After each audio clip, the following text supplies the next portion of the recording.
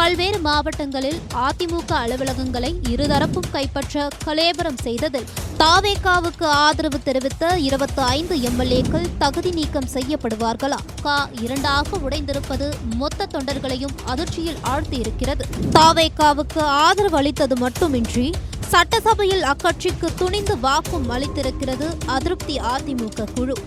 அதாவது பெரும்பான்மை இல்லாமல் தடுமாறியது தாவேகா ஒரு வழியாக திமுக கூட்டணியில் இருந்த இடதுசாரிகள், விசிக, முஸ்லிம் லீக் ஆகிய கட்சிகள் ஆதரவுடன் தாவேகா அரியணையில் அமர்ந்தது. பூட்டா சிங் ஆகியோர் மீது சிபிஐ வழக்கு பதிவு செய்தது போன்று தற்போது முதல்வர் விஜய் மீதும் வழக்கு வர வாய்ப்புள்ளது என தெரிவித்துள்ளார்.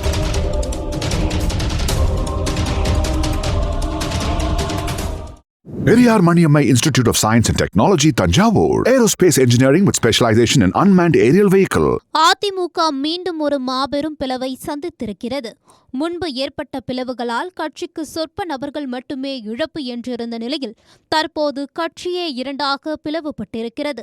கிட்டத்தட்ட பாதிக்கு பாதி எம்எல்ஏக்கள், மாஜி அமைச்சர்கள், மாவட்ட செயலாளர்கள், பொதுக்குழு உறுப்பினர்கள் எதிரெதிர் துருவங்களாக போருக்கு தயாராக நிற்கிறார்கள். பல்வேறு மாவட்டங்களில் அதிமுக அலுவலகங்களை இருதரப்பும் கைப்பற்ற கலேபரம் செய்ததில் கட்சி அலுவலகங்கள் காவல்துறையின் கட்டுப்பாட்டிற்கு சென்றிருக்கின்றன. இதையடுத்து ராணுவ கட்டுப்பாடு கொண்ட இயக்கம் என்று மறைந்த ஜெயலலிதா அடிக்கடி பெருமையுடன் கூறும் இயக்கத்தின் எதிர்காலம் என்னவாகும்? தாவேகாவுக்கு ஆதரவு தெரிவித்த 25 எம்எல்ஏக்கள் தகுதி நீக்கம் செய்யப்படுவார்களா? அப்படி செய்யப்பட்டால் அவர்கள் தாவேகாவில் ஐக்கியமாகி விடுவார்களா என ஏகப்பட்ட கேள்விகளுக்கு விடை தெரியாமல் கலங்கி நிற்கிறார்கள் இலை கட்சியின் தொண்டர்கள். இலை கட்சியின் இரு பிரிவுகளிலும் என்ன நடக்கிறது என்று அதிமுக சீனியர் நிர்வாகிகளிடம் பேசினோம். தாவேகாவுக்கு ஆதரவு அளிப்பது மற்றும் அமைச்சரவையில் இடம்பெறுவது தொடர்பான உச்சக்கட்ட மோதலில் மீண்டும் அதிமுக இரண்டாக உடைந்திருப்பது மொத்த தொண்டர்களையும் அதிர்ச்சியில் ஆழ்த்தியிருக்கிறது. தாவேகாவுக்கு ஆதரவு அளித்தது மட்டுமின்றி சட்டசபையில் அக்கட்சிக்கு துணிந்து வாக்கும் அளித்திருக்கிறது அதிருப்தி அதிமுக குழு. வேலுமணி தலைமையிலான அதிருப்தியாளர்களில் 8 பேருக்கு அமைச்சரவையில் இடமளிக்க வேண்டும் என்பதுதான் இவர்களின் முக்கிய டிமாண்ட். இதை பரிசீலனையில் வைத்திருக்கிறது தாவேகா. அதனால்தான் வேலுமணி மற்றும் சி.வி. சண்முகம் டீமை நேரில் சென்று சந்தித்து பேசினார் முதல்வர் விஜய். அநேகமாக வேலுமணி டீமில் 5 பேருக்கு அமைச்சர் பதவி வழங்கப்படலாம். அது இப்போது நடக்கலாம் அல்லது சில மாதங்களில் நடக்கலாம் என்று தெரிகிறது. இதற்கு தாவேகா தரப்பில் பல்வேறு காரணங்கள் சொல்லப்படுகின்றன. அதாவது பெரும்பான்மை இல்லாமல் தடுமாறியது தாவேகா ஒரு வழியாக திமுக கூட்டணியில் இருந்த இடதுசாரிகள், விசிக, முஸ்லிம் லீக் ஆகிய கட்சிகள் ஆதரவுடன் தாவேகா அரியணையில் அமர்ந்தது. இதற்கு பிறகு நடந்த விஷயங்கள்தான் தாவேகா தலைமையை யோசிக்க வைத்திருக்கிறது. திமுகவை தீய சக்தி என சொல்லிவிட்டு அக்கட்சி பலத்துடன் வென்ற கூட்டணி கட்சிகள் சார்பில் தூய சக்தி ஆட்சி அமைந்திருக்கிறதே என நெட்டிசன்கள் வருத்தெடுத்தது முதல்வர் விஜயை தூங்க விடாமல் செய்தது. தவிர இடதுசாரிகளும் சிறுத்தைகளும் நாங்கள் திமுக கூட்டணியில் தான் தொடர்கிறோம் என அடிக்கடி எச்சரிக்கை மணி அடிப்பதும் தாவேகாவுக்கு தலைவலியை உண்டாக்கி வருகிறது. நாளை எதுவும் பிரச்சனை என்றால் இவர்கள் ஆட்சியை கவிழ்க்கவும் தயங்க மாட்டார்கள். நிம்மதி இல்லாமல் எத்தனை நாட்களை தான் நகர்த்துவது? அப்படி இருக்கும் பட்சத்தில் தாவேகா சுயமாக எந்த ஒரு முடிவையும் எடுக்க முடியாது. இது ஆட்சி நிர்வாகத்தில் சிக்கலை ஏற்படுத்தும் என்று தாவேகா தலைமை நினைக்கிறது. எனவே தான் அதிமுக அதிருப்தி அணியின் ஆதரவை ஏற்றுக்கொண்டு அவர்களுக்கு 5 அமைச்சர்கள் வரை தரலாம் என்று யோசிக்கிறது. இப்படியெல்லாம் டீல் பேசப்படுவதன் பின்னணியில் வேறு சில கணக்குகளும் இருக்கத்தான் செய்கின்றன. அதாவது திமுகவை போல தொடர் தோல்விகளை சந்திக்கும் வலிமை அதிமுகவுக்கு கிடையாது. 5 வருடங்களுக்கு மேல் அக்கட்சியினர் போராட்ட குணத்துடன் எதிர்க்கட்சி அரசியலை செய்ய முடியாது. எனவே அமைச்சர் பதவிகளுக்காக நம்முடன் ஸ்ட்ராங்காக ஒட்டிக் கொள்வார்கள் என நம்புகிறது தாவேகா. அது மட்டுமா, தங்கள் மீதான வழக்குகளில் இருந்து பாதுகாத்துக் கொள்ளவும், குவாரி போன்ற வளம் கொழிக்கும் தொழில்களை தடையின்றி நடத்தவும் அரசின் ஆதரவும் அமைச்சர் பதவியும் தங்களுக்கு அவசியம் என நினைக்கிறது அதிமுக அதிருப்தி அணி.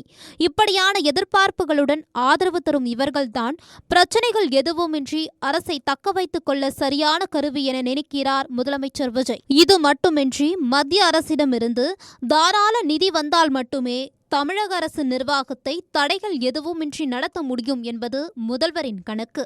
மேலும் அதிருப்தியாளர்களுக்கு அமைச்சரவையில் இடம் கொடுத்துவிட்டால் மீதமிருக்கும் அதிமுகவினரை அவர்கள் பார்த்துக் கொள்வார்கள். நாளடைவில் எடப்பாடி பக்கம் நிற்பவர்களையும் இந்த பக்கம் கொண்டு வந்து விடுவார்கள் என நினைக்கிறது தாவேக தலைமை. இதற்கு நடுவே என்னை எதிர்ப்பவர்கள் அமைச்சர்களா என்ற கோபத்தில் இருக்கிறார் எடப்பாடி. இந்த கோபத்தில் கையில் எடுத்திருக்கிற ஆயுதம் அதிருப்தி எம்எல்ஏக்கள் தகுதி நீக்கம் செய்யப்பட வேண்டும் எனும் முயற்சி. இதற்காக கடந்த 4 நாட்களாக சட்ட வல்லுநர்களுடன் கலந்தாலோசித்து வருகிறார் எடப்பாடி. எனவேதான் தமிழக கவர்னர் அர்லேகரை நேரில் சந்தித்து முறையிட முடிவு செய்திருக்கிறார் எடப்பாடி. அதாவது அதிருப்தி அணியில் இருப்பவர்களின் எண்ணிக்கையை கணக்கிட்டு பார்த்தால் 3 பங்கு பெரும்பான்மையை விட குறைவு. தற்போது மொத்தமுள்ள 47 அதிமுக எம்எல்ஏக்களில் குறைந்தது 30 முதல் 32 பேராவது எதிரணியில் இருக்க வேண்டும் என்ற லாஜிக்கை கவர்னரின் கவனத்திற்கு கொண்டு செல்ல முடிவு செய்திருக்கிறார் எடப்பாடி. தாவேகாவுக்கு ஆதரவளித்த அதிமுக எம்எல்ஏக்கள் ஆதரவை வாபஸ் பெற்றுக்கொண்டு எங்களுடன் பயணிக்க சட்டப்படி அறிவுறுத்த வேண்டும். அதை அவர்கள் ஏற்கா பட்சத்தில் கட்சித்தாவல் தடை சட்டத்தின் கீழ் நடவடிக்கை எடுக்க சபாநாயகருக்கு உத்தரவிட வேண்டும் என்பதுதான் எடப்பாடியின் எதிர்பார்ப்பு.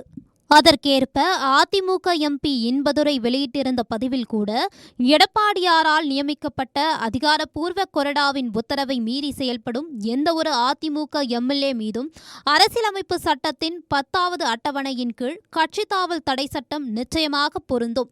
அரசு மீதான நம்பிக்கை வாக்கெடுப்பின் போது அதிகாரப்பூர்வ கொறடா உத்தரவை மீறினால் அது கட்சித்தாவலாகவே கருதப்படும். சிலர் தனி அணியாக செயல்படுவதாலோ பெரும்பான்மை எம்எல்ஏக்கள் ஆதரவு தங்களுக்கு இருப்பதாக கூறுவதாலோ அவர்கள் தனியாக கொறடாவை நியமிக்க முடியாது. அது சட்டப்படி செல்லாது.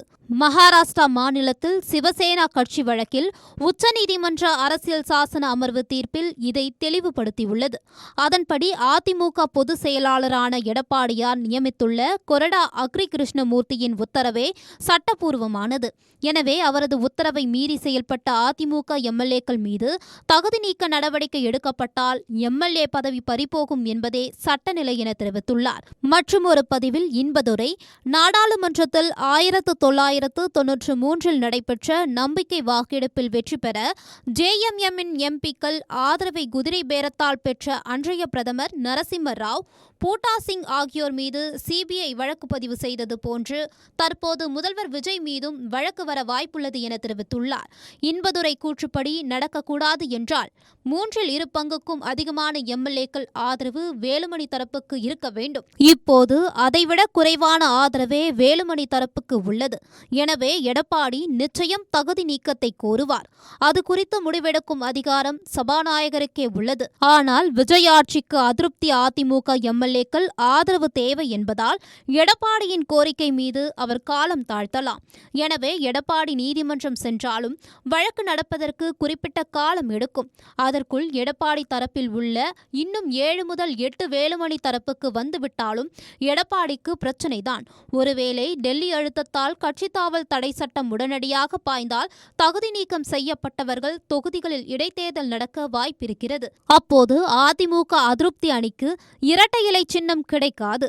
விசில் சின்னத்தில்தான் போட்டியிட வேண்டும். விஜயும் அதைத்தான் விரும்புகிறார். அதே நேரம் காங்கிரசுடன் விஜய் திடீரென கைகோர்த்திருப்பதால் பாஜக மேலிடம் தனக்குத்தான் ஆதரவாக செயல்படும் என நினைக்கிறார் எடப்பாடி. இந்த நிலையில் எடப்பாடியிடம் சமரச பேச்சு நடத்த தூதராக எடப்பாடி தரப்பை சேர்ந்த மாஜி அமைச்சர் RB உதயகுமாரை தேர்ந்தெடுக்கிறார் வேலுமணி. அதன்படி அவர் கடந்த மே 16ஆம் தேதி சென்னையில் உள்ள எடப்பாடி வீட்டிற்கு சென்றிருக்கிறார். அதற்குள் விஷயத்தை ஸ்மெல் செய்த எடப்பாடி உதயகுமாரை வீட்டு வாசலிலேயே நிறுத்தி எல்லாம் எனக்கு தெரியும், நான் பாத்துக்கிறேன், நீங்க கிளம்புங்க என சொல்லி இருக்கிறார். அதற்கு அவர் அண்ணே நான் என்ன சொல்ல வரேனா என உதயகுமார் சொன்னதும் ஒன்னும் சொல்ல வேண்டாங்க, கொடுத்திருக்கிற கட்சி வேலையை போய் பாருங்க என ஸ்ட்ரிக்டாக சொல்லி அனுப்பி வைத்திருக்கிறார் எடப்பாடி. இந்த விவரங்களை எல்லாம் அறிந்த வேலுமணி அடுத்து என்ன நடக்குமோ என்ற மன உளைச்சலில் மூழ்கி இருக்கிறார். இதையெல்லாம் அறிந்த விஜய் தரப்பு நாங்க இருக்கோம், கவலைப்படாதீங்க என ஆறுதல் செய்தி அனுப்பியிருக்கிறது. இதனால் வேலுமணி தரப்பு கொஞ்சம் நிம்மதி பெருமூச்சு விட்டிருக்கிறது. அதிருப்தி அணியை சேர்ந்தவர்கள் அமைச்சர்களாக பதவி ஏற்கும் வரை இப்படியான காட்சிகள் மாறிக்கொண்டேதான் இருக்கும் என்று சொல்லி முடித்தனர். இது குறித்து வேலுமணி தரப்பிலிருந்து நம்மிடம் பேசிய மாஜி அமைச்சர் நத்தம் விஸ்வநாதன் லோகநாதன், எல்லாம் ஒரு சமரச முடிவுக்கு வரும், அதுவரை வெளியில் வரும் எந்த தகவலும் உறுதி செய்யப்படாதவை என ஒற்றை வரியில் முடித்துக் கொண்டார். நம்பிக்கைதானே எல்லாம். Periyar Maniammai Institute of Science and Technology, Tanjavur. Aerospace engineering with specialization in unmanned aerial vehicle.